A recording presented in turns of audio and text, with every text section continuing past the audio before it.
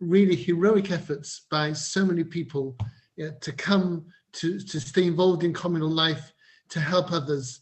And it's been an eye-opener for Rachel and me to see just how beautifully the community has risen to this challenge. And I know that there have been tragedies along the way. And you know, I recall just a year ago, you know, the intensity of the situation there was really horrifying. And it was the first time that I ever recalled that there were levayas on second day Yom Tov, because there was so much pressure on that front. Despite that terrible side of things, we have come through very strongly. We've been open, I think, more than any other United Synagogue shul, as far as I'm aware. And I'm really, really proud to have been with everybody through this. And I also think that it's drawn us closer together. You know, we've got to know people in different ways to how we normally would have. I, for one, have for a long time I had a new seat down in the Mizrach Wand, where the Vuvuzela window is in the shul. So I got to know people sitting around there, especially instead of being up top by the ark. So that was nice for me. And I feel that having come through this really hard time all together, we've got stronger. And you know, the Wednesday Night Live is a beautiful example of this magnificent program. And hats off to everybody involved in setting this up and running it. It's an enormous undertaking and a tremendous achievement. And without lockdown, we wouldn't have done this. So it's an instance of how, as a community, we've turned lemons into lemonade, and it's been absolutely amazing. So we think it's been fantastic. It's been inspiring to us. And you've also managed to acquire decorum in the shul through people sitting 2 meters apart. Who would have thought?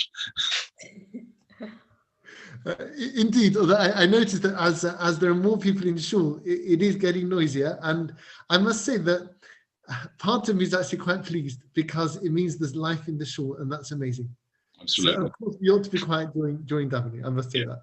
And blowing the shofar from the choir gallery was quite something as well.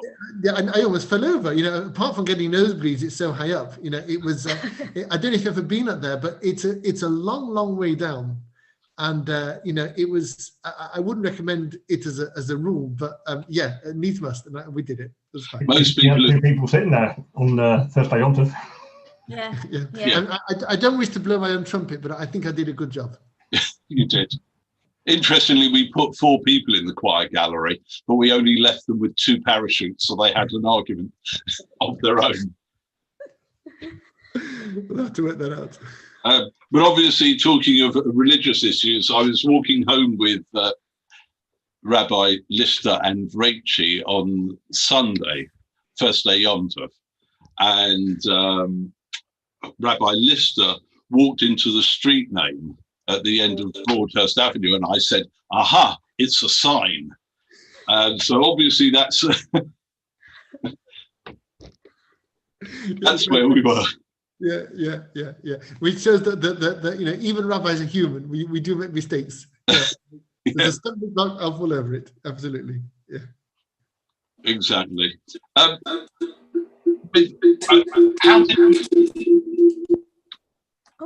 How did you?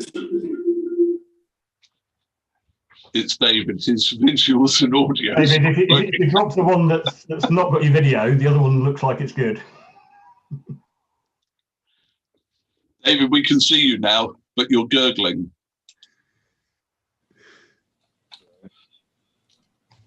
Am I muted? Yes, we can see you and hear you. There you go. You can drop in.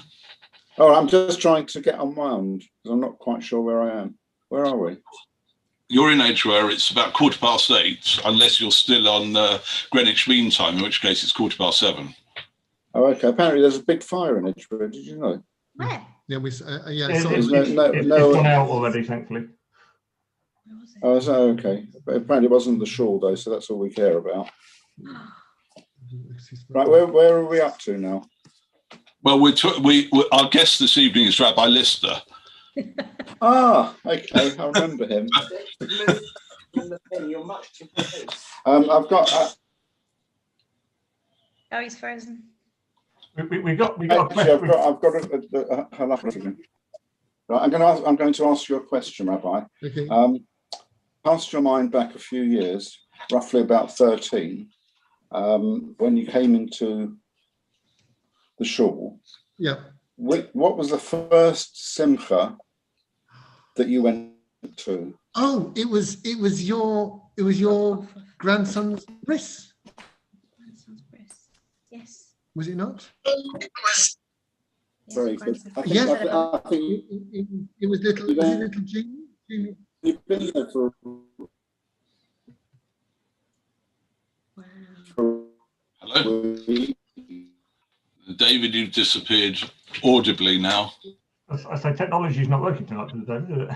Yeah. For those people in Edgware South, we apologise. David, okay. All right. Can you hear me? Yeah, you're back. Oh, I'm back again. The question about the bris, you hadn't tipped the rabbi off that question, had you? No.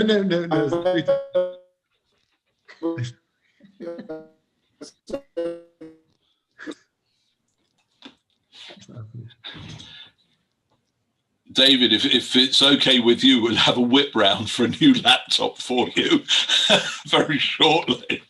A penny in the meter for the Wi-Fi as well. Exactly. Do you want to ask that question, Phil? Whichever question's there. Yeah, I'll ask. So we've had a question from Adrian Laskovich. Rabbi Lister, what would you say is the best and most enriching part of your role as Rabbi of our community? The thing that I like to see the most, that inspires me the most, is when people move on spiritually. And sometimes it can be in a tiny little thing, sometimes it can be massive, and you never know when that might happen. But for me to see that, it does me a tremendous amount of good, and it's amazing to see. I'll tell you a little story about this, how we can do amazing things without even trying. And I don't claim any credit for what I'm going to say. It's just an instance of how little things can achieve great things. Back when we were in Muswell Hill, we had, you'll remember this, we had a bar mitzvah boy whose father wasn't Jewish, and his mum had remarried, and all was fine. And his non-Jewish father, with whom he got on, because it was all amicable, came for the bar mitzvah. And they worked him into the shul, and I shook his hand, and I congratulated him on this occasion, in a sort of non-Jewish kind of way, because he was just like a regular guy.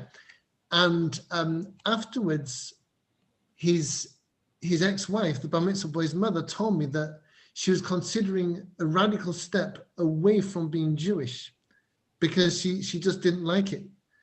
And when she saw me shake his hand, she decided that actually, if that's what Judaism does, that it shakes a non-Jewish father's hand and reaches out to him despite the fact that he's not Jewish, she wants in. And she did great things for her family as a result of that handshake. Now, again, I claim no credit. I was just being polite. Anybody would have done it. But it achieved a great thing. And that thing was ready to happen. She just needed a tiny, tiny little spark. And unwittingly, I provided that. And I'm so pleased I could be there for that. And I see this from time to time, that sometimes people will start doing new amazing things like learning Gemara or davening better or coming to shul or being nice or being generous, and that's what we're here for. We're here to grow spiritually. And when I see that, it blows me away every time. It's fantastic. And it inspires me to try to do that myself. Which takes us back. Why did you decide, or at what point did you decide to become a rabbi? Right. I remember how this happened. It's with me now. Back in the day, I wasn't brought up especially religious. And I grew up in Shrubbery Shul in Manchester, in Prestwich, where Rabbi Ginsby, who's now the rabbi of Radi Close, was my rabbi in Prestwich, and a superb rabbi he was there, and he still is now. And when I was in my teens, I was watching him thinking, I realized that I was watching how he did things to try to pick up tips about how to do this job well. And it occurred to me over time that this is what I'm born to do. And I never had any doubt that this is what I'm born to do. I'm in this world to be a rabbi. And so much so that when Rachel and I went out on our first date, within about 15 minutes of our conversation beginning, I said to her, I want to be a rabbi. And if you don't want to be married to a rabbi, let's call it a day now. And the fool carried on, you know. I should have called it a day. So you speak so nicely of her. I wasn't listening. I didn't hear it. That's how I mean how I did it. And you know, from age about 14, 15, I had no doubt whatsoever that this is what I wanted to do. And I went for it, you know, with a couple of digressions along the way. But this is basically it. I never had any doubt. And I've never ever regretted this career choice. I've loved it all the way. And Rachel's been a fantastic support and an advisor and a guide all along the way as well. Got my moments, had my moments. Brilliant. If there had been another path, would there have been another career you might have followed? Yes, I mean. Yeah, I was going to ask, is there another path? Has there been another way? No. Well, if you wanted to marry a rabbi, then possibly if you'd followed that path, there might have been a different one. We're keeping it light, all right? So, I mean, I kind of fell into another path along the way because when we moved from Reading to Muswell Hill, the Muswell Hill job was part-time. And in fact, while we were still in Reading, I got a call from Northwest London Jewish Day School asking me if I wanted to teach there because I'd done a promotional video for my old yeshiva. I'd spoken on that and somebody from the school had seen me and asked me if I wanted to do a job in the school. And I said no, and I explained at great length why I didn't want to do anything to do with teaching. I said, it doesn't interest me. I'd be no good at it. I don't want to teach little children. Besides, I'm in Reading. And you know, so I explained eloquently and decisively why I didn't want this job. Then a few months later, we got the Muswell Hill job. And we had to move because our Moshe Chaim, our oldest, was approaching school age. And we had to move to London to have him in a Jewish school. So I had to call Northwest up and speak to the same person and explain how I changed my mind after that eloquent speech about why I didn't want to be a teacher and say, no, yeah, can I have a job? And they said, yes. They said the only condition was that I had to undergo teacher training. So I did the teacher training and it was really rigorous. And Rachel was absolutely fantastic in supporting me in that because basically I had 0.8 of a job in the shul. I had 0.5 of a job in the shul, 0.8 of a job in the school, and I was studying to be a teacher. So it was really, really busy with 4 little children coming along the way. So it was a tough time, and that opened the education route for me. But I got to a point where I felt that it was no longer a challenge for me because when you master something, you achieve a sort of natural ceiling in what you can do and what the job has to offer. And I didn't want to pursue that. So I carried on in the rabbinate when I could. And the Muswell Hill job became full-time, and here we are. So if it would have been another career, it would have been education. But I still do it, you know, with Kineret and Chida and Rosh Pinah. So, you know, I keep my hand in. When did you acquire your interest in space? I remember exactly when that was. It was in the home of my parents. You shouldn't have got me started. As you were younger, you never wanted to become an astronaut. No, he does, I do now. You're not allowed. I do now. Yeah. You always want to have your head in the clouds. I'd love to do it. I'd love to go to the moon.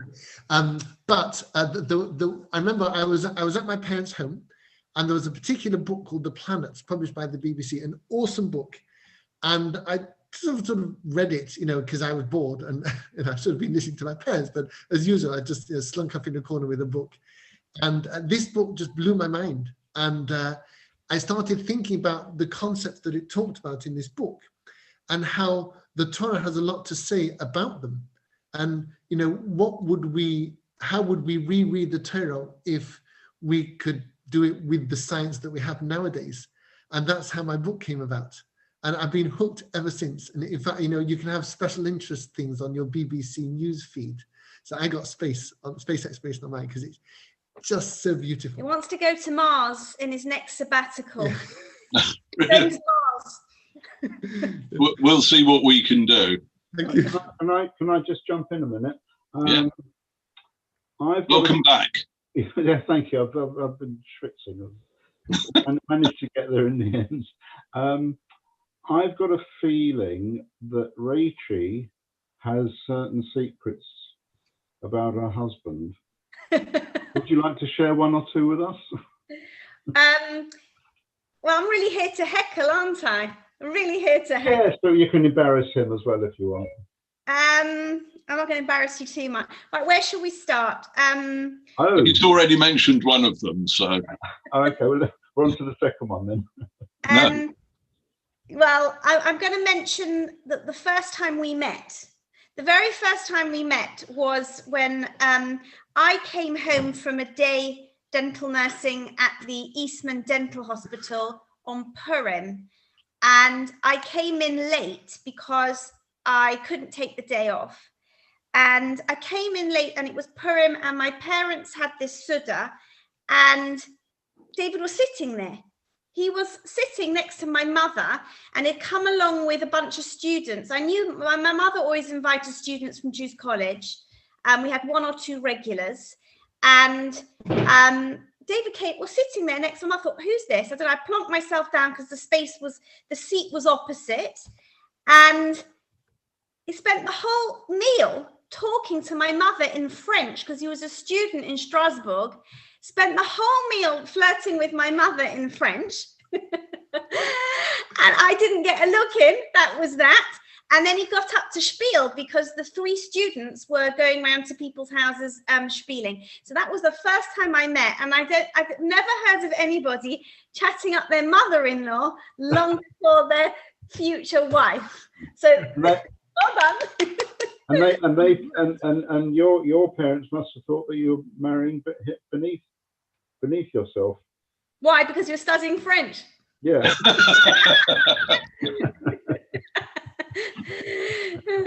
What came first, the French or the violin?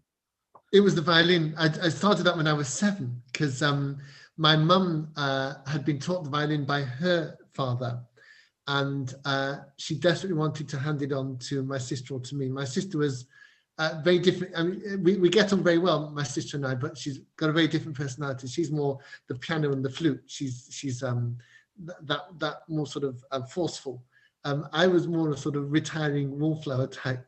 So my mum tried me on the violin, and I kind of took to it. So I did it, and that was that. But that was when I was 7, and French was in school. But I remember my mum once helped me with my French homework, and she rewrote a few sentences that I botched up in good French, because she did a degree in French. We all did a degree in French in my family. I think it's sort of rite of passage for us. And my mum wrote out the French sentences in the right way, and not realizing this is actually my homework. And I remember the French teacher wrote at the bottom underneath 10 out of 10, well done mum, which was very nice. Yeah. There can't be many people speaking French in Manchester. No, well, the thing is, the way we speak, no one understands us anyway. So. A lot of people don't understand English up there. Yeah, no, I like to talk Manchester, and I don't often get an opportunity to talk like I really want to. I've bashed it out of him. But Rachel and I, we've discovered that Rachel's actually picked up a bit of a northern accent. Yeah, so people comment on Rachel having a bit of a Mancunian twang, which I'm very impressed with. No, that's my father's from Manchester. That's why. Oh, so you don't say mum yet, or back? No. But I caught her once saying grass. That's a correct pronunciation, Rabbi, though. Absolutely. I was very impressed. That's the Lavoy or Lavaya. Oh, yeah, funeral. We'll go with that. Or bagels and bagels. Bagels. Definitely. There was a very proud moment recently in the show for for you, actually for the shul as well. It was the night before lockdown in November, where we managed to have a chuppah, Motzei Shabbos, when at 6 o'clock, Shabbos had already gone out and no wedding had been planned. And at 10 o'clock in the evening, you married a couple in shul. How was that as an experience? It was a lot more tense than most people realize, because there was a piece of paperwork that I needed for that wedding to be able to do it.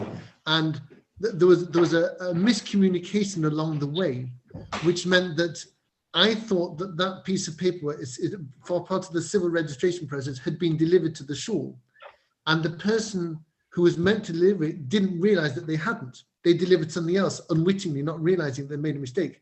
So we decided the wedding was going to go ahead. And, it was a tremendous, flurry of activity. And Andrew was there, and the florists and the photographers and the musicians, and the happy couple were calling their family and friends and setting up a zoo. It was absolutely madness. And in the middle of it all, I was in the shul office. I had to set up the wedding books for the civil side of things. And there was a particular piece of paper that I had to have. And I called Rabbi Schindler, who's the head of the marriage department in Chief Rabbi's office. And he said, if I don't have that piece of paper, it is illegal to marry them. And I had to find that piece of paper. And I called the relevant person, who said, no, I've given everything you need in the brown envelope in the tray, it's there.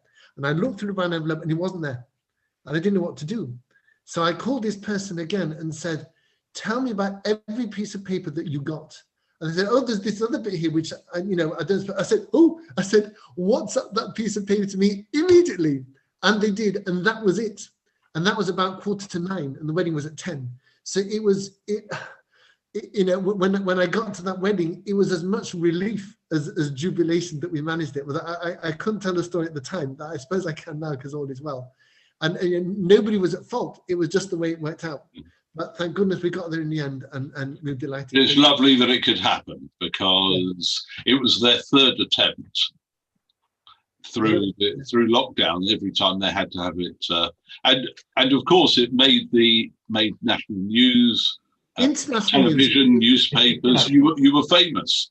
It was on a Japanese news outlet. What was it now? It was literally across the world. It was amazing. And on the BBC World Service, it was the headline on the BBC World page, so it was very international. Yeah, and it was so beautiful for us to be able to share some happiness and hope literally around the world. Because in Japan, they're convinced that the word crane is Japanese anyway. And chuppah.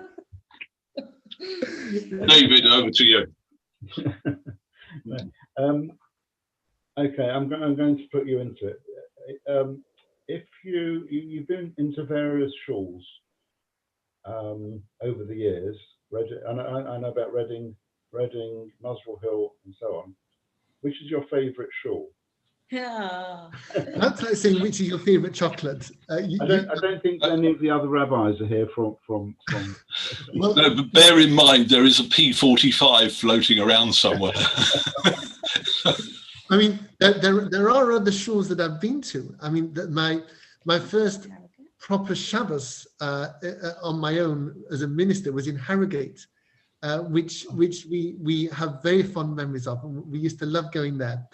And even before that, my first ever, if you like, gig in a shul was leading Shacharis in the Heathlands shul in Prestwich, which is Heathlands is an old age home in Manchester.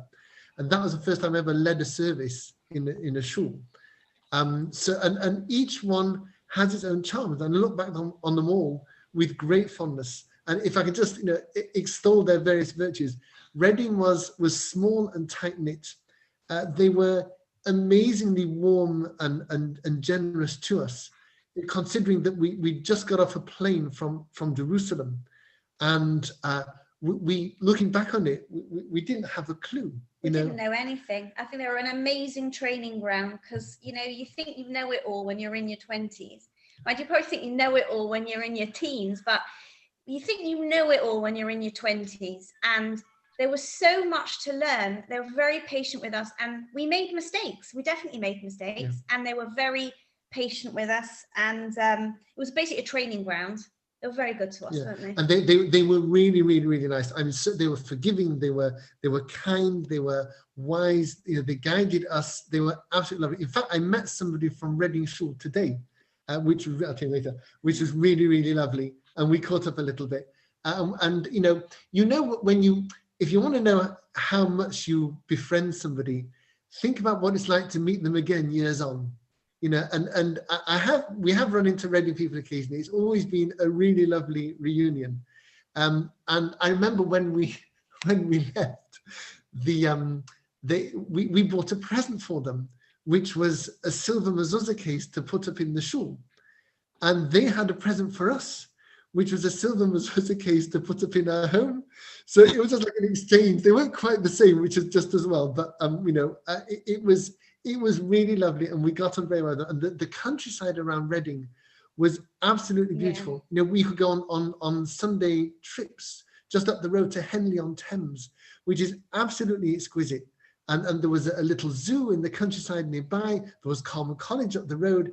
It was amazing. And we had to tovel our dishes in the River Caversham and battle, literally, how do you say, a herd of swans. The swans were, they're quite vicious. They were savage. They're quite savage things. Because the Thames runs through Caversham near Reading. In fact, it's actually talked about in 3 Men in a Boat. And the swan, we used to go there with the kids, and the swans were taller than the kids. They were enormous.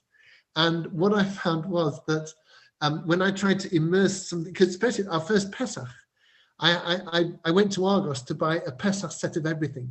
You know, so it was crockery, cutlery, you know, dishes, pots, meat and milk, everything for Pesach, because we'd come from Israel with the bare minimum. And I came down to the riverside with masses of stuff to table. I had to bring it over in bits. And when I tried to dip something in the water, the swans who flocked about in their hundreds thought it was food. So they would try to grab things from me. And I had many a tug of war, you know, over a plate or a cup, because the swan, and I had, God help me, I had to work out this approach to the river where I would brandish a plate or whatever it was around one way. And then at the last moment, they would follow it. And the last moment, because I had a tighter turning circle than them, because they were in the water, I'd have to swoop down and back and then go down into the water that way and do this hundreds of times with all these things. In fact, while I was doing this, there was, of all people, a French guy who was watching me, and he came up to me with a very strong French accent. He said, "What are you doing?" So I was able to explain to him in French that I'm an Orthodox Jew, un Juif orthodoxe, and said, "C'est partie de ma religion, it's part of my religion." And I had a little conversation with him about this. And that's the sort of thing you could do in Reading, because the Jewish facilities there were so sparse that you just had to make do with whatever you could find. So we've only got half a Pesach set, because while you were chatting with the Frenchman, the swans ran off with half our Pesach. The swans did get some things, yeah. And can I just say, we tried to... How many times did you dip on that occasion? Hundreds and hundreds. It was a whole afternoon. We tried to distract the swans by feeding them bread. So we'd bring along a bag of bread, but they snatched it out of my hand, a whole loaf. Yeah. They just came up and grabbed it, and they're quite ferocious. We're not going back there again. What you could have done to keep them away is given them matzah. We promised not to bring them into a shul kiddush. Yeah. I remember one of those. Back in the day, yeah. Please God, it won't be too far till the next one. Actually, that could be another question. Out of the 3 shuls, which was the best kiddush? Oh, kiddush. Well, do you know what? I hardly remember. I remember in Muswell. Oh, there you are. There's the answer. I'll tell you one thing. In Muswell Hill Shul, they said they were going to have a special kiddush to welcome us. So I said, "What makes it a special kiddush?" And they said, "Special kiddush means herring." So you can take that as you will. Yeah. Did they give you a special kiddush when you left? And they didn't actually.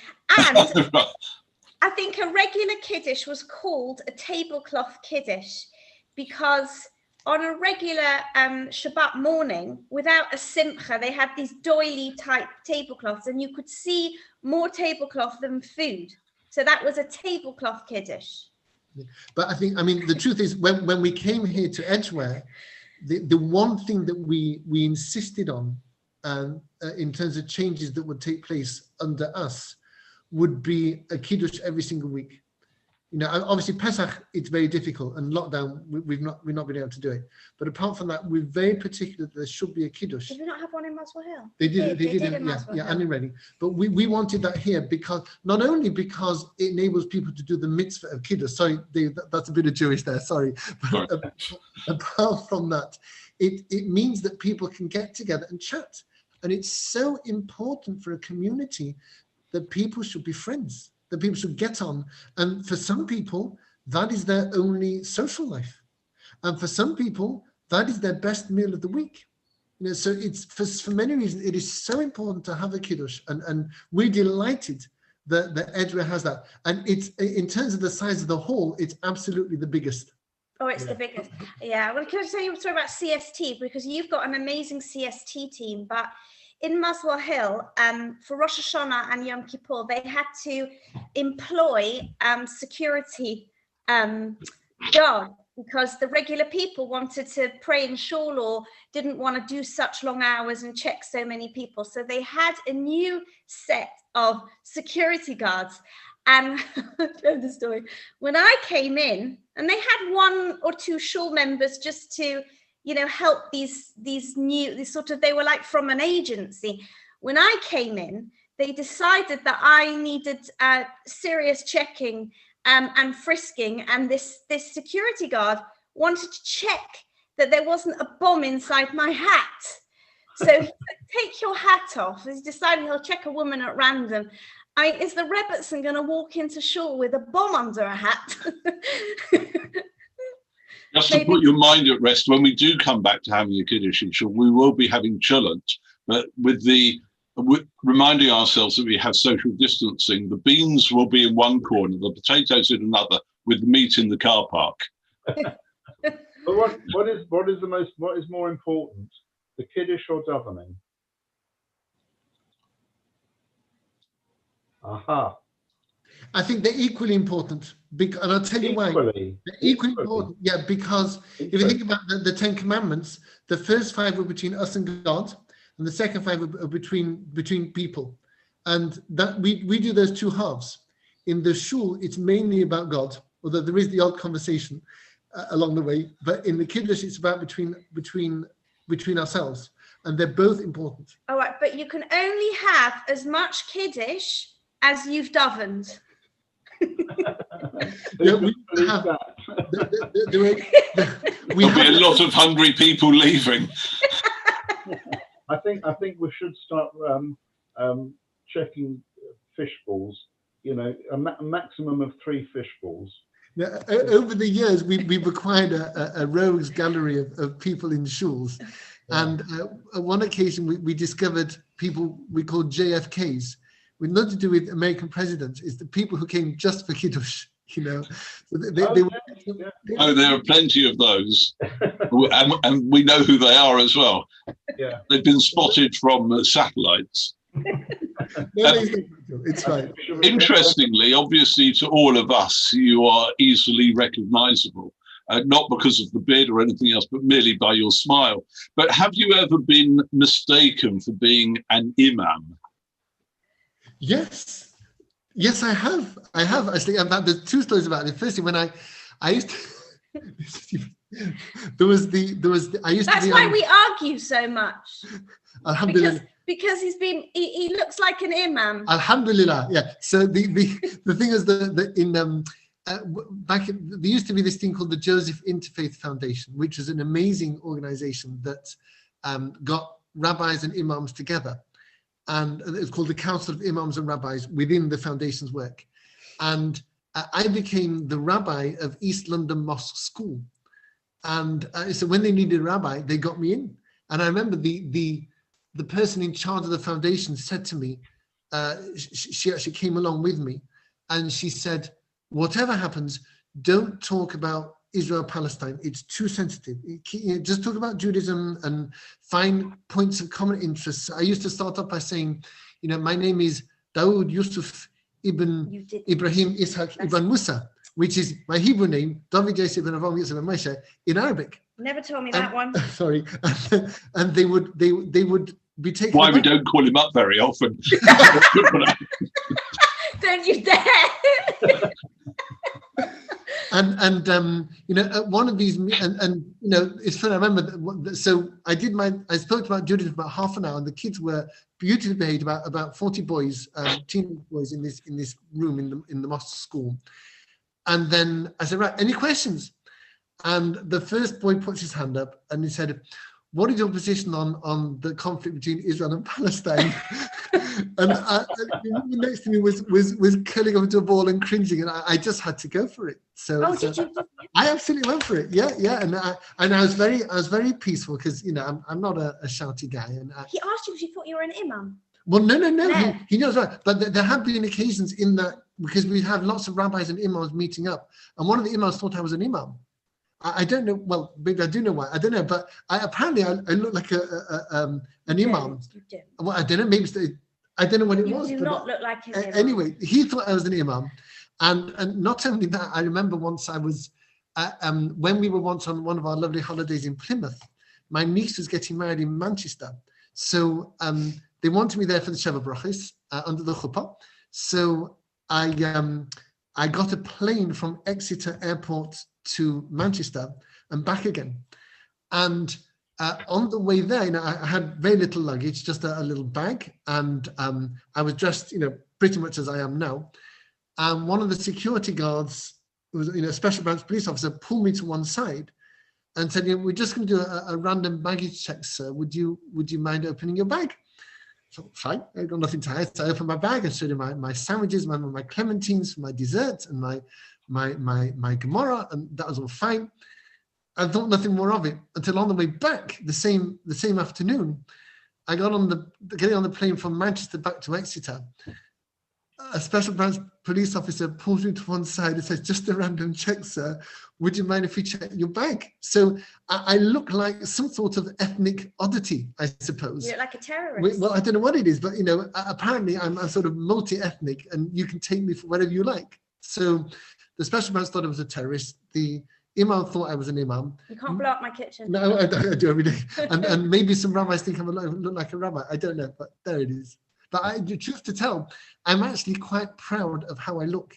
And I remember in Muswell Hill, in particular, where there was a mosque just down the road from us. And, you know, there were those who expressed concerns about my safety. And I said, no, I'm proud of being Jewish. I'm going to walk in the streets, not with my hat on, because then I might have some ambiguity about whether I'm Jewish or not. I'm going to have my cap on my head and my tzitzis out, and I'm going to walk around as a Jew. And if they don't like it, we'll have a conversation about it. Now, Muswell Hill and the mosque got on very well, so much so that when a few years after us, there was a fire in the mosque. It was destroyed. It actually made national news. What didn't make national news was that the shul accommodated the regulars in the mosque in their hall, so they could have their prayers in the shul hall. And I thought, kol hakavod to them. And we got on very well. It was all fine. But, you know, I'm proud of who I am. Yeah, but I did stop you in Reading wearing your hat. Yeah. I did stop the rabbi in Reading wearing a hat, because Reading is quite near Slough, and it has a very high proportion of Muslims. And when you're walking around in Reading, once you're wearing your hat, driving to shul, and at the lights you got your car kicked in. Yeah, they kicked your car in. Yeah. And then once in the street, somebody came, two guys behind you went PLO. And I thought, were you wearing your hat?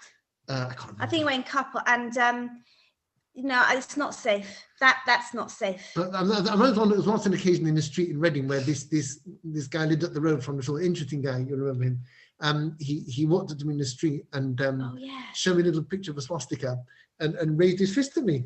So I thought, okay, fine. So I raised my fist at him, and I thought, you know, come on, you know. And I said to him, why do you do this? And he ran off. It was a complete and utter drug. Yeah, he had his issues, poor fella. So, you know, but like, so obviously, if it's dangerous, we have to be safe. But in principle, you know, I respect everybody and their religion. I've done a lot of interfaith work, and I'm fine with that. I respect everybody's spiritual growth, but I also respect my own. You know, and I'm not going to apologize for it. here I am. Melvin Miller would like to ask a question. Melvin, if you'd like to unmute yourself. Right, am I unmuted? Yes, you are. Right. It's just that when I was in Reading, I was the resident engineer on the building of the Oracle shopping centre whilst you were the rabbi there. And I had the yacht site for one of my parents. And I thought I'd go along to the shul for a service there. Unfortunately, there weren't any during the week. Did you normally have any services? It had to be by arrangement in the week because the community there is very small and quite scattered. And the community there began in 1901. That's what it says over the door of the shul. But it really grew during the war, when there were 3 separate shuls in Reading at the time, in Emma Green, Caversham and Reading Town Centre. And it was thriving as a shul, as a community, and they did really, really well. After the war, a lot of people left Reading and went back to the big cities like London and Manchester and whatnot. So the community became somewhat smaller again. And I remember there were some people who grew up in the oddest of places and then moved to the big Jewish hub of Reading. There was a guy there who couldn't read Hebrew, and I taught him he was in his 70s. I taught him to read Hebrew, and we got chatting, we got very friendly. And I asked him where he grew up, and he said, Tuts Clump. And I never knew there was such, Giggleswick near Manchester. I thought that was the oddest place name in the United Kingdom. It's called Tuts Clump. And that's where he grew up. And there was no Hebrew reading school in Tuts Clump when he was a lad. But bless his heart, in his 70s, he learned to read Hebrew. Fantastic guy. I was all right in Reading. I used to go around with my hard hat on. Right. Okay. You should have made a couple on top. I was more worried about the druggies. Yeah. We remember when the Oracle was going up. Yeah, so I remember before it was there and while it was being built. Yeah, we were landsmen back in the day. Yeah. I didn't know you then. No, too bad. Sorry, David, are you? No, a couple of questions on chat. Anybody else out there? Has anybody else got any other questions? Yeah, I've got a couple of questions coming on chat, and then Flora's got a hand up. So we'll do the questions on chat, and then we'll come to Flora. Flora. First question, Nigel Levy. Going back to your violin, Rabbi, which pieces of violin music inspire you, and which artist do you admire most? Right, I know exactly who this was, where and when. I was in the bath one night. I must have been about 16 or so, and the radio was on. My parents didn't like me listening to the radio, but in the bath because they thought it would fall in, which it never did, thank goodness. And it was Radio 4, which I like listening to because I've always been a bit of a young fogey in terms of radio taste. My kids call it Radio Ball, but there we are. And they played a piece of music, and because it was a program about music, and they played Tchaikovsky's Violin Concerto. Until that point, I'd been like any other teen of my age. I was interested in the things like Wham and George Michael and Michael Jackson. That's what I listened to in the 80s. That's what the music that I grew up with. And then I heard Tchaikovsky's Violin Concerto, and I was hooked, and I was sold on it. It was Kyung Hwa Chung playing Tchaikovsky's Violin Concerto, and I remember my parents. I told them how I loved that piece.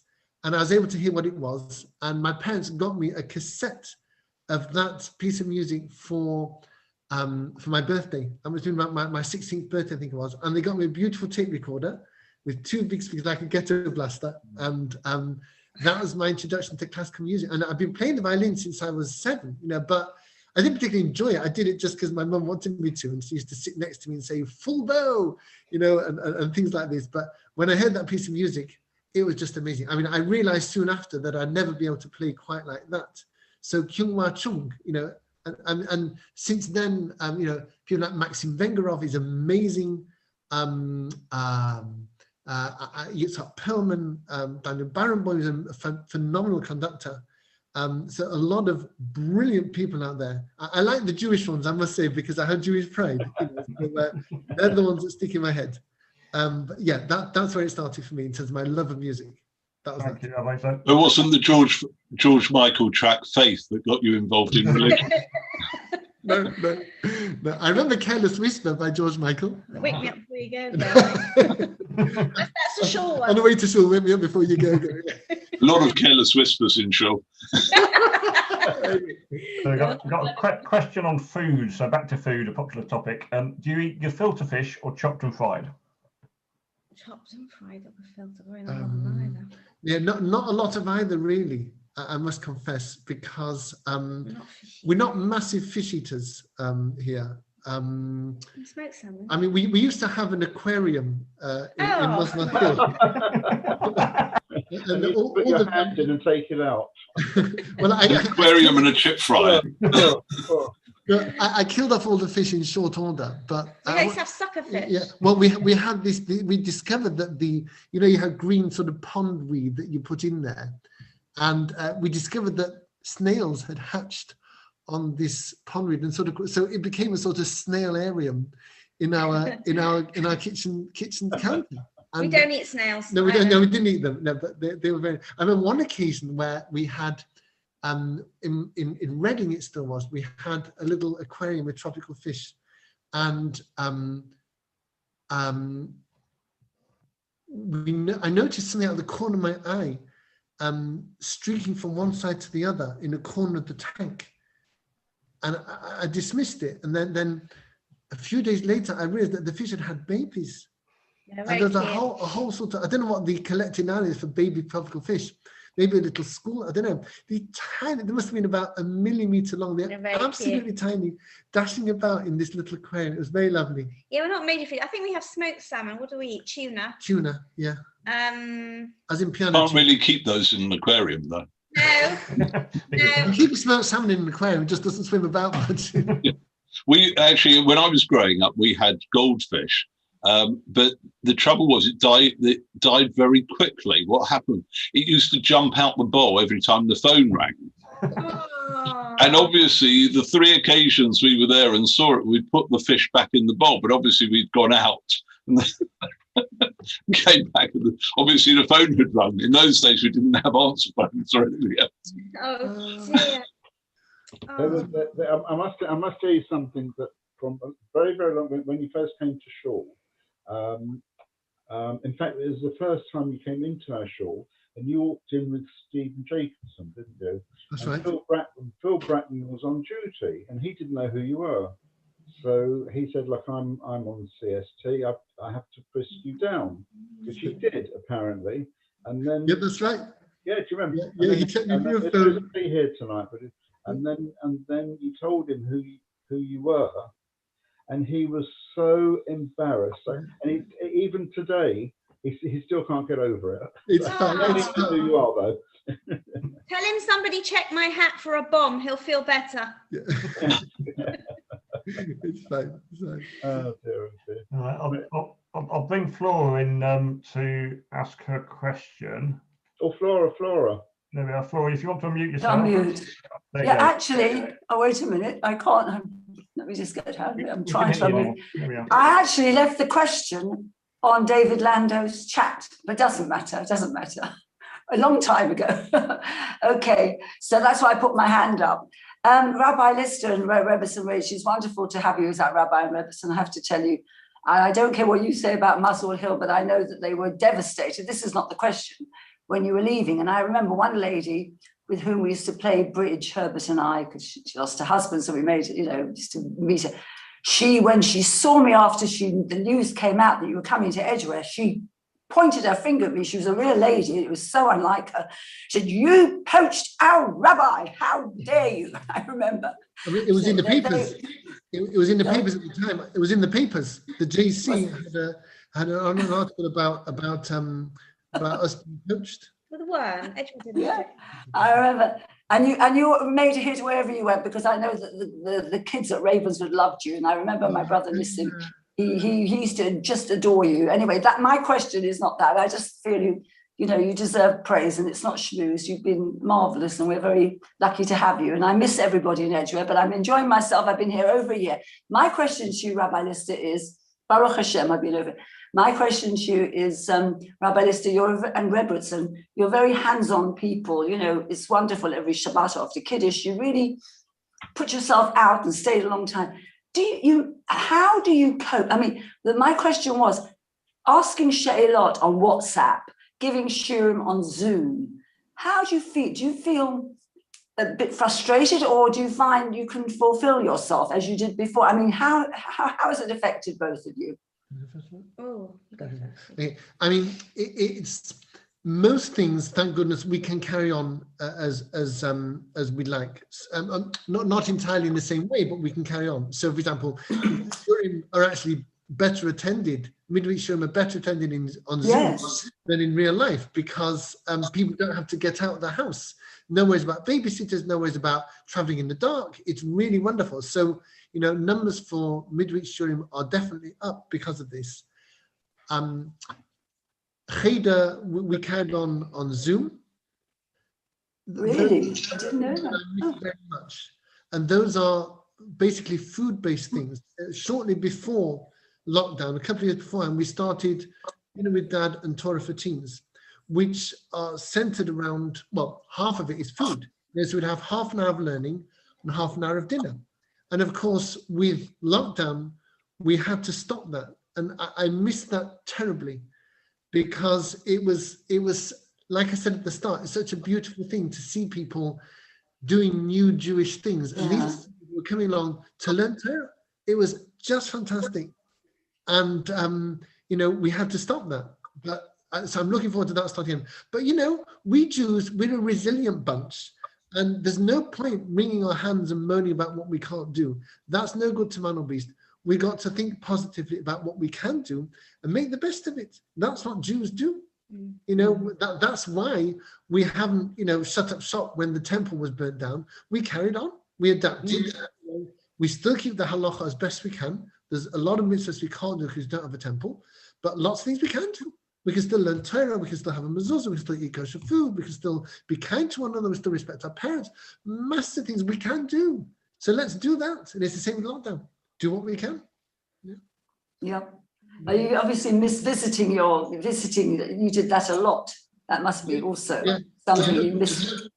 I've only done one hospital visit since lockdown began, and that was Nebuch to say video for somebody who was critically ill, and I got special permission to gown up and mask up and do video for them. But you know, many of the time, well, not many times, but the other times that I've done video, it's been on the phone, on loudspeaker, which is really difficult because, you know, that's my point. Yes, I was thinking of these sorts of things. Yeah. You know, you want to hold their hand or yes, you know, have them see you. And I'm just a voice on the phone, so I had to tell them, you know, it's Rabbi Lister here, you know, and I do video that way. And hospital visit, you know, some of my loveliest rabbi moments have been in hospital visits. You know, to see somebody. Occasionally, I'll visit someone in the hospital, and sometimes I'll walk into the ward, and I'll see them before they see me. And sometimes people, they've been there for a while, they've had a rough time, and they look down. They look drained. And they see a friendly face, and the transformation is amazing, and it's worth going just for that moment. I remember once I did a visit. It was in South London. It was a long way away, about a 1.5 hour hospital journey, train journey to the hospital, and I got to see the guy literally for 10 seconds because he was too tired to receive me and have a proper conversation. He said, "Thank you for coming. I'm terribly sorry. I'm just too tired." And I said, "That's absolutely fine." And off I went. But he had that moment of contact, which makes it all worthwhile. It's the fact that you came. Yeah, it's so you know, when I do a hospital visit, about 80% of the time spent is travel.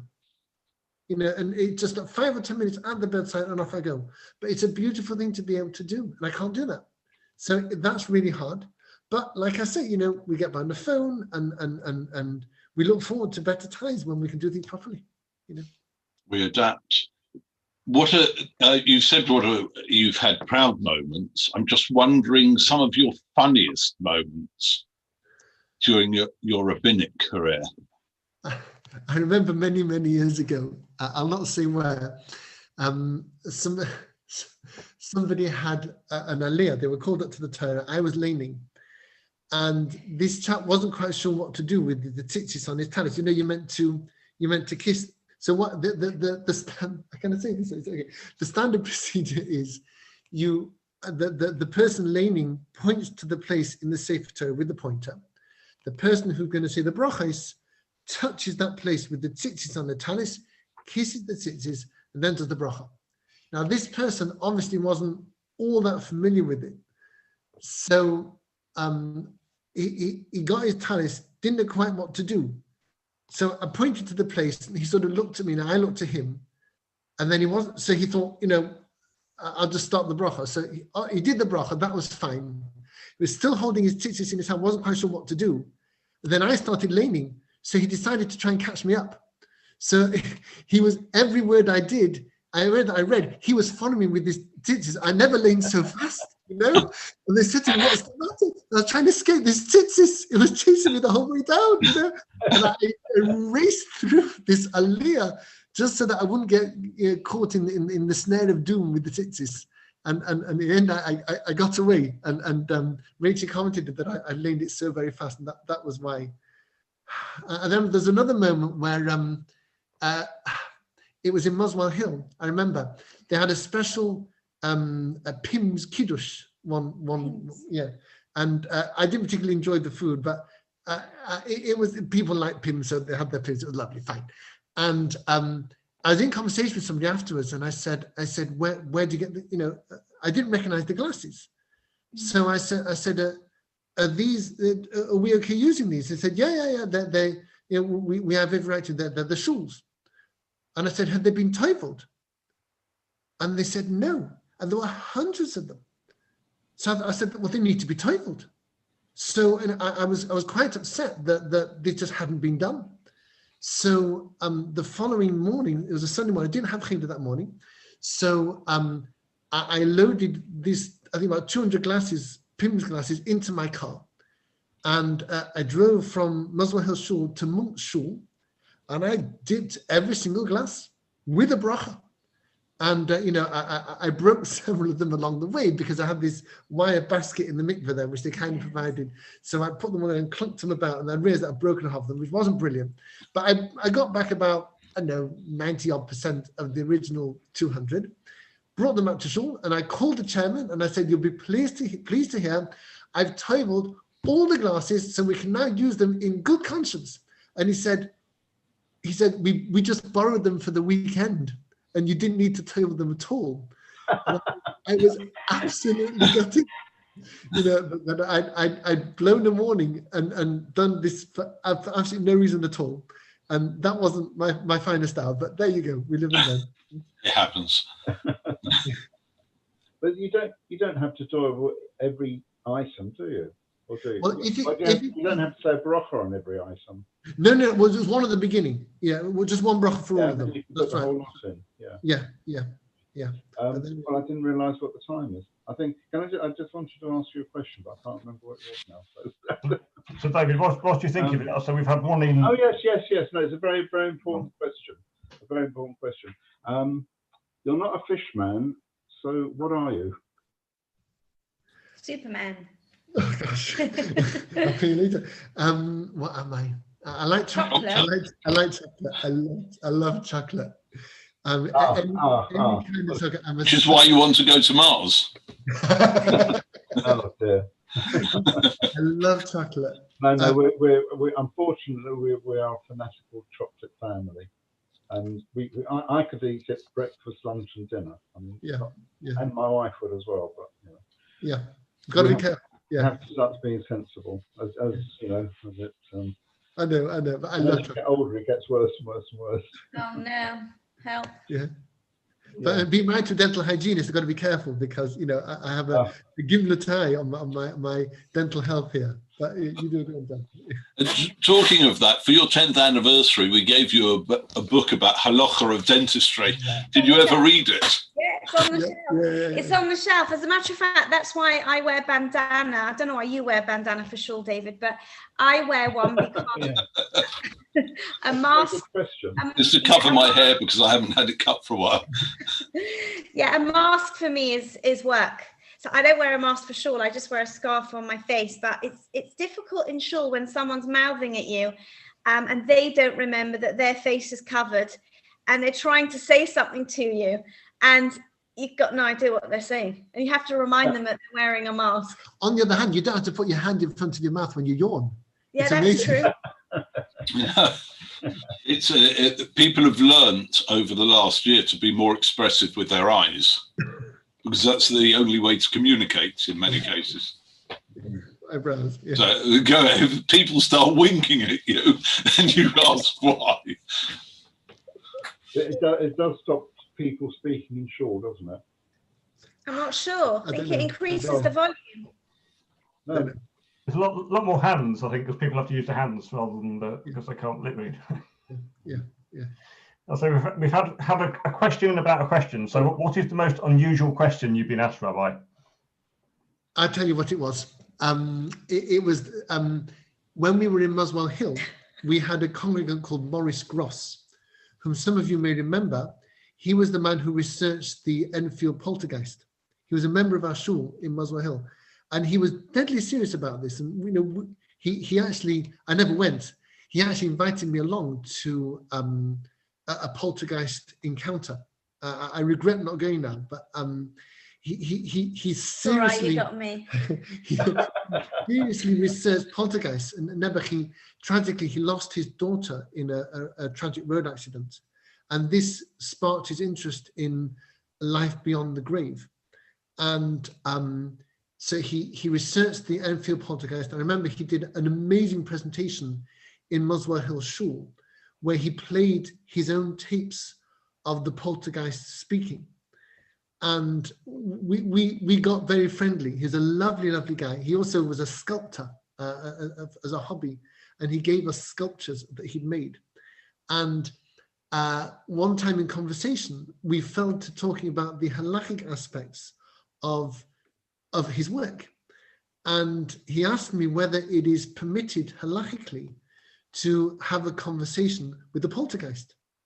So I didn't really know. So I called Diane Troy and said, you know, what's the halacha? Are you allowed to have a conversation with the poltergeist? And he said, it's the strangest question he's ever been asked. And he had an answer for me on the spot, because he's an amazing Talmid Chacham. And he said that it depends, Shulchan Aruch says it depends why you're having the conversation. If you're doing it for personal gain, you want to find out, for example, where there's buried treasure, and you interrogate this poltergeist spirit to find out where this thing might be, that's not allowed. It's called, the Torah calls it Doresh Alamesi, inquiring after the dead. It's not allowed. And it is a disturbance to the serenity and the rest, the tranquility of the dead, to deliberately summon them and bring them back to life to ask them things. However, what Maurice was dealing with was spirits who came, apparently, we can't be sure, but he theorized that perhaps it was spirits who'd come back to this world unbidden. And you had strange voices speaking through people without their lips moving. And you had, you know, writing appearing, stones being thrown, all sorts of strange things that he would research. He never came to a firm conclusion on purpose. He did it in a very scholarly way. He just wanted to document the evidence and let people decide for themselves. But I had to assume the halachic, most stringent case, that it could be conversing with the spirit of somebody who's passed away. And Diane said to me that since this encounter is not something that we've sought, and it's not something that we do for our benefit, but rather is to help the person who is troubled by this spirit and this voice, that's allowed. And on the contrary, it's a mitzvah to be able to help people who feel themselves to be possessed by another spirit, to help them to find rest. And if it is indeed a spirit from the next world, it's a mitzvah also to allow that spirit to find rest. I presume if he wanted to publish a book, he would have needed a ghostwriter. Very good. But did he ever say that he actually spoke to spirits, to a poltergeist? He interviewed voices that were very unusual, that knew things that were unusual. So the Enfield poltergeist case was a couple of little girls, you know, in their early teens, and you can see it on YouTube. It's very strange. It's not entirely clear cut. It's not conclusive proof of poltergeist activity, but he wasn't interested in that. He just wanted to research the area and bring facts to light, and that's what he did. But is it, you started talking about it at the beginning, but is it halakhically correct to try and talk to a poltergeist or spirits generally? We shouldn't seek contact with them. That's definitely not allowed. But if they're there anyway and they need help, or the person that they're with needs help, that we can do. I don't suppose that Wednesday Night Live will be having a séance quite yet. No, absolutely not. No. I think we go back to fish balls, actually. It's a lot easier. So we've had a question from Alan Martin, Rabbi. Alan Martin. What one big dream do you still have to fulfill in your life? Yeah, I'd like to. My trivial dream is going to Mars. I'd love to do that. My serious academic, my professional dream is to keep going in this job for as long as I can, because I absolutely love it, and especially with Rachel Canada by my side, it's been. I'll talk you out of it. I'm only joking. It's been fantastic, and that's a good 5 points. So, sorry, when you say in this job, you mean in Edgware, or are you looking for a transfer? Because I believe there are big transfer fees in football at the moment. Well, we only once looked to move jobs, and that was from Reading to Muswell Hill. This kind of sort of happened. We're very, very, very happy here. We love it here. It's an amazing community, to have a great set of chairmen. Great chairman, Canine, lovely HOs, a beautiful. I've heard bad things about the chairman. No. I could say a lot of bad things about the chairman. Well, you weren't in from us, that's for sure. And supposing you were offered chief rabbi. That's a problem, isn't it? I think it would depend very much on what I could do with that job, because as has become clear, Rachel and I very much like to interact with people, as it were, on the ground. Yes. I'm not one for formulating procedures and liaison and coordination and strategies. I like to actually be there meeting people. You're the people's princess. He's the people's Very, very good, Rachel. Very good. Sorry there. So I mean, if the chief rabbi could have that sort of role, then that would be lovely. But I very much doubt I'll be offered that job. And truth is, I'm not particularly interested. I'm very, very happy with what I do. I feel very fulfilled. Yeah. I love it, and that's it. Is Oprah here? Is Oprah on the Zoom? I don't want to be in the royal family either. She's very quiet tonight, Rachel. Okay. So we've got a question from Nicole, I can see. Nicole. Hi, Nicole. You should be able to unmute yourself. Speak, I think. She needs to unmute. Yeah, unmute, Nicole. The mute button. Can't hear you. Maybe put it on chat if it's not working. Yeah, so send a message on chat, Nicole, otherwise, and I'll relay it.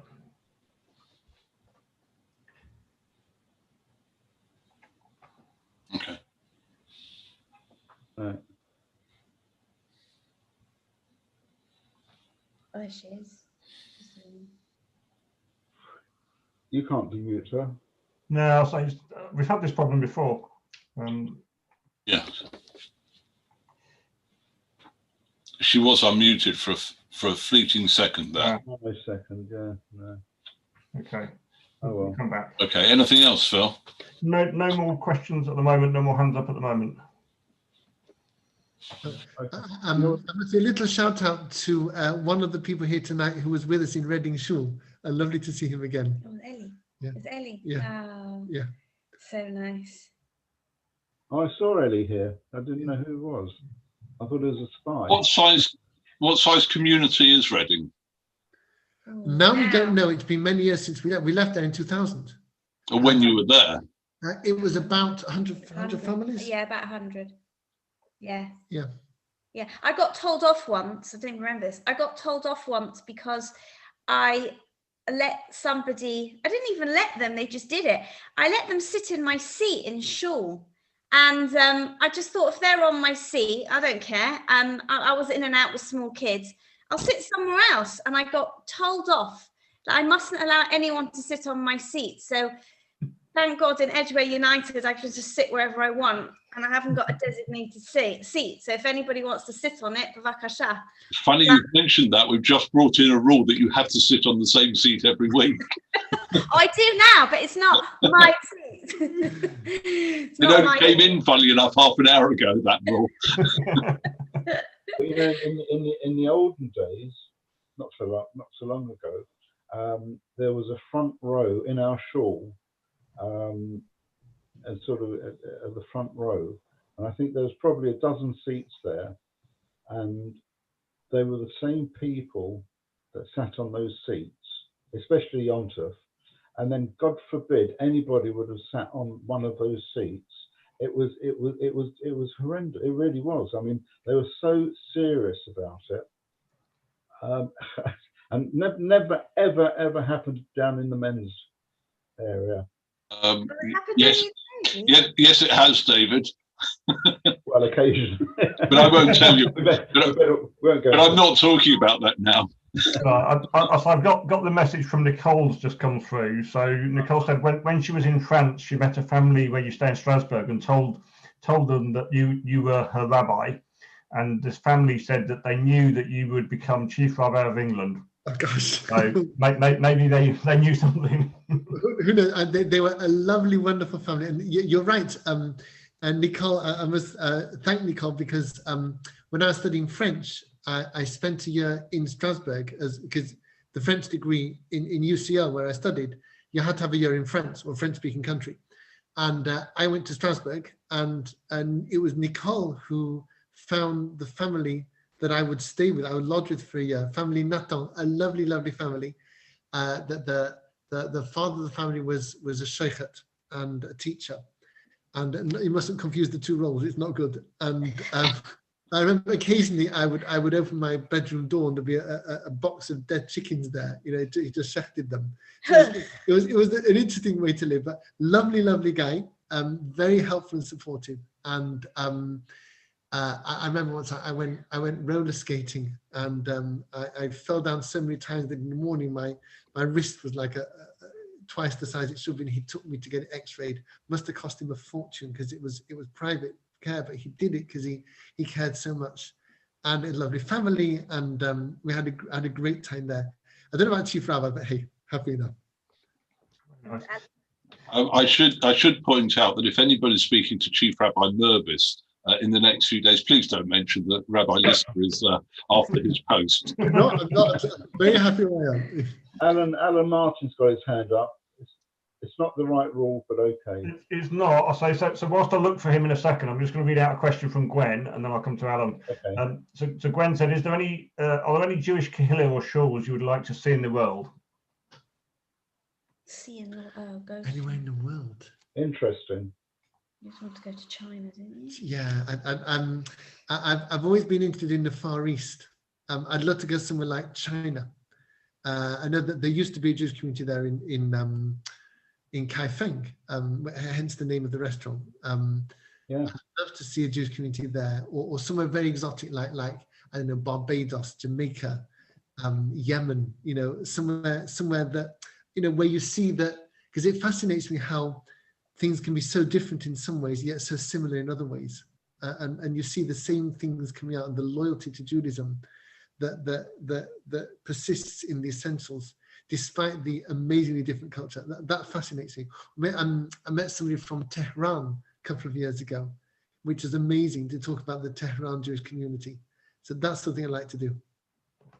I was surprised, talking about Tehran, that the Kurds, the Jewish Kurds in the north of Iran, the language which they speak is Aramaic. Wow. To this day. It's amazing. And that's the language. But just going back, talking about China, it was the Chief Rabbi Jonathan Sachs, who in a sermon 25 years ago or something was talking about his visit to China. And he said at the time, he said, it's very interesting. He said, there are more than 1 billion people in China. He said, and there are 4 Jews there.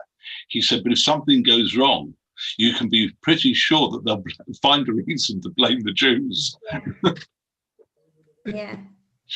I bet, yeah. It's always a reason. Alan, you're unmuted. Rabbi. Hi, Alan. Good evening. Do you ever wake up in the morning without a smile on your face and you're in a bad mood? And if that rarely ever happens, what is it that you do to get the smile back? I guess sometimes, I mean, occasionally in my work, there are things that happen that are difficult, you know, that are daunting or disheartening, and that's taka hard. But you know, Rachel can normally put a smile on my face. I count my blessings, and you know, sometimes when I'm going to a hard situation, I remember my late mother used to say to me, you know, French phrase, bon courage, which means, you know, be of good courage. And so you know, I count my blessings, and I think, you know, come on, up and at 'em, bon courage, let's go. And you know, with Baruch Hashem, I'm very, very, very, very blessed. You know, I have so many things to be happy about, to be grateful for, and you know, it's not right to complain. So if I'm allowed to ask, have you got one particular trigger or anchor or memory or song that you defer to that shifts your moods and your mindset? My missus. I'm asleep, I've told you. I'm fast asleep. Okay, that's good. Thank you. Well, that's a great. I think chocolate, Alan. I think chocolate, but I ration it. It's rationed in this household. That's not fair. Well, it's the only way to do things. It's what I tell parents with small kids when they got tooth decay. I say, well, if it isn't in the house and you don't buy it, the kids can't really eat it unless they get it from outside, and that's a rare occasion. So I do buy it, but it's under lock and key, isn't it? Who has the key? Me. He's had a double made. Yeah, he goes to shul at Suda Shlishit when I'm not there, and he gets fed chocolates by is it Leon? That's right, Leon Malin. Leon Malin feeds him chocolates. They're only little chocolates, Rachel. It's okay. Okay. I think David. I could, David. Yeah, no, you. Is it you? No, you. You, me, or him? Should we get to Phil in? Very good. Hello, Phil. Well, you mentioned all about next week, not last week, next week. I have done, yes. Something special. So thank you all very much for coming, and thank you, Rachel and Rabbi Lister. I mean, all I can say is it's 9:30. We rarely get to 9:30, so maybe you'll come back again. Thank you for having me. It's been an absolute joy. Thank you very much. I'd just like to add to that. Thank you so much for coming to Edgware this evening. You're very welcome. I know you travelled far. Yeah, from the front door. Yeah. But to thank Rabbi and Rachel and David and Phil and all of you for being here this evening. It's the middle of Pesach. We're all enjoying matzahs. Next Monday we'll be enjoying bread. But I wish you, on behalf of the community and everybody else, Chag Sameach and Shabbat Shalom for this coming weekend, and we should all go in peace, and before long we should all be together back in shul. We've mentioned Kiddush this evening more than once. Please God, there will be a Kiddush not too far in the future. We should all be there. We should all be in good health, and all your families too. That's the first thing I do. Thank you for having us. Good Moed.